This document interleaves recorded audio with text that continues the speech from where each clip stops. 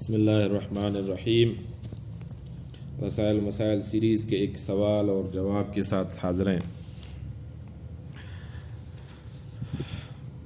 اس سوال کا اور جواب کا جو ٹاپک ہے اس کا نام ہے جستجو حق کا صحیح طریقہ۔ سوال پوچھنے والا سائل پوچھتا ہے مولانا مودودی رحمۃ اللہ علیہ سے کہ اگر ایک آدمی حق کی تلاش میں ہے اور وہ دل سے اس کی کوشش کرتا ہے لیکن اسے کافی جد و جہد کے بعد بھی وہ نہیں ملتا تو کیا بیچارہ حوصلہ ہار نہیں بیٹھے گا؟ اس کی مثال یوں ہے کہ ایک آدمی انتہائی تاریکی میں اس غرض سے سفر کرتا ہے کہ کہیں روشنی کا چراغ اسے ملے، لیکن سفر کرتے کرتے روشنی کا نشان تک اسے نہیں ملتا۔ آخرکار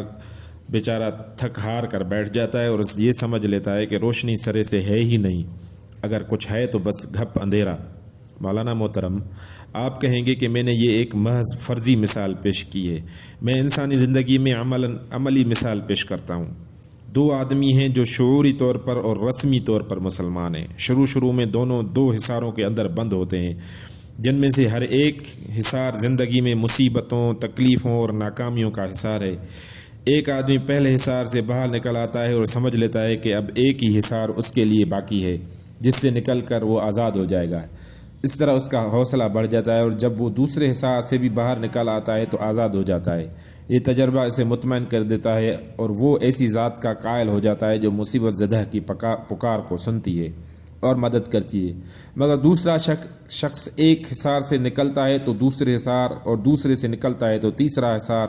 اور اسے گھیر لیتا ہے، یہاں تک کہ یکے بعد دیگر پیہم حصار پر حصار اسے گھیرے چلے جاتے ہیں۔ یہ مسلسل چکر اسے قطعی مایوس کر دیتا ہے اور کسی ایسی ذات سے جو مصیبت میں کام آئے مکمل طور پر نا امید ہو جاتا ہے،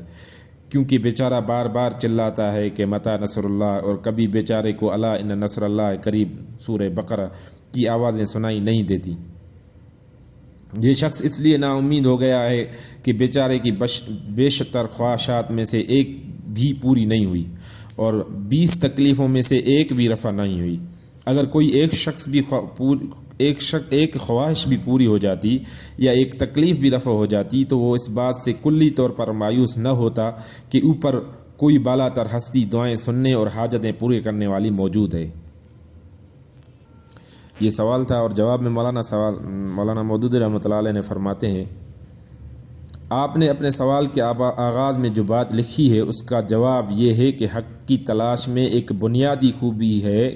جو حق پانے کے لیے شرط اول کی حیثیت رکھتی ہے، لیکن اس کے ساتھ یہ بھی ضروری ہے کہ تلاش حق مخلصانہ ہو، بلا تعصب ہو اور دانش مندی کے ساتھ ہو،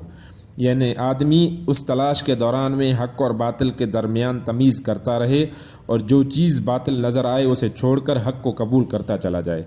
اس صورت میں یہ امکان نہ ہونے کے برابر ہے کہ آدمی کو گھپ اندھیرے کے سوا کچھ نہ ملے۔ سوال کے دوسرے حصے میں آپ نے جو مثال پیش کی ہے اس سے معلوم ہوتا ہے کہ آپ تلاش حق برائے تلاش حق نہیں بلکہ اس غرض سے کر رہے ہیں کہ آپ مصیبتوں اور تکلیفوں اور ناکامیوں کے حصار سے نکل جائیں، اور آپ کو متی نصر اللہ کے جواب میں الا ان نصر اللہ قریب کی آواز نہ صرف یہ کہ سنائی دینے لگے بلکہ وہ جواب دینے والی ہستی آپ کے مصائب اور تکالیف اور ناکامیوں کا مداوع بھی کرے۔ میرے نزدیک تلاش حق کے لیے یہ نقطۂ آغاز ہی سرے سے غلط ہے، جس کی وجہ سے آپ کو مایوسی لاحق ہوئی ہے۔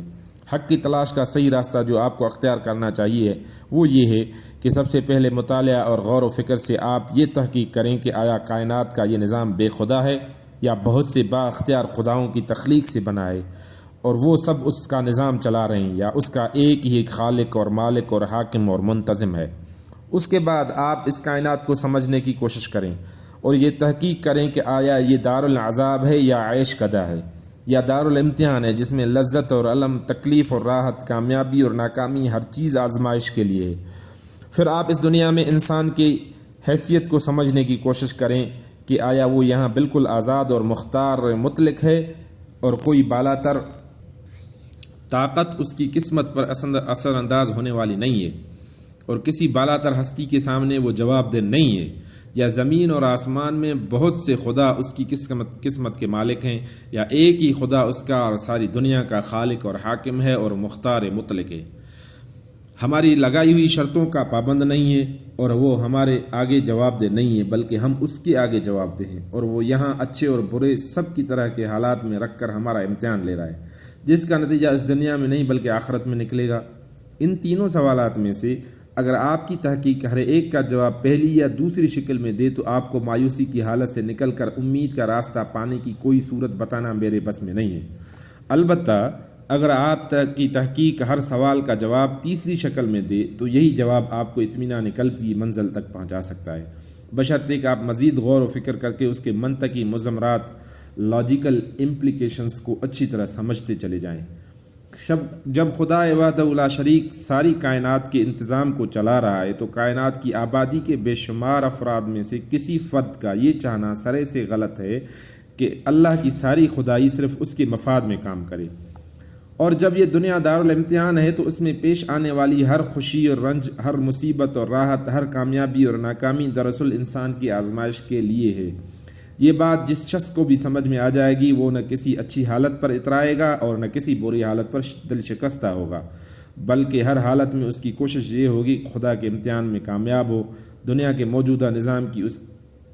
حقیقت کو جان لینے کے بعد آدمی یہاں ایسی غلط تمنائیں دل میں پالے گا ہی نہیں کہ اس کی زندگی میں اسے خالص عیش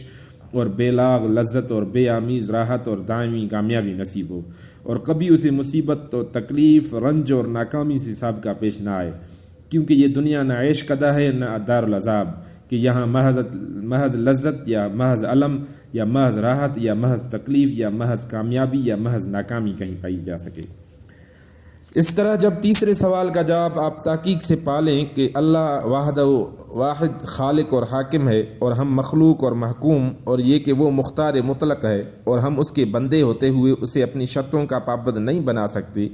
اور یہ کہ وہ ہمارے سامنے نہیں بلکہ ہم اس کے سامنے جواب دہ ہیں، تو آپ کا ذہن کبھی خدا سے ایسی غلط توقع وابستہ نہ کرے گا کہ ہم خود جس حالت میں رہنا چاہتے ہیں وہ ہمیں اسی حالت میں رکھے، اور ہم جو درخواست بھی اس سے کریں وہ ضرور اس شکل میں اسے پورا کرے جو ہم نے تجویز کی، اور ہم پر کوئی تکلیف یا مصیبت اگر آ ہی جائے تو ہمارے لیے مطالبہ پر وہ اسے فوراً رفع کر دے۔ مختصر بات یہ کہ صحیح معرفت کا ثمرہ اطمینان ہے جو ہر اچھے یا برے حال میں یکساں قائم رہتا ہے، اور معرفت کے فقدان کا نتیجہ ہر بہرحال بے چینی، اضطراب اور مایوسی ہے، خواہ عارضی طور پر انسان اپنی کامرانیوں سے غلط فہمی میں پڑھ کر کتنا ہی مگن ہو جائے۔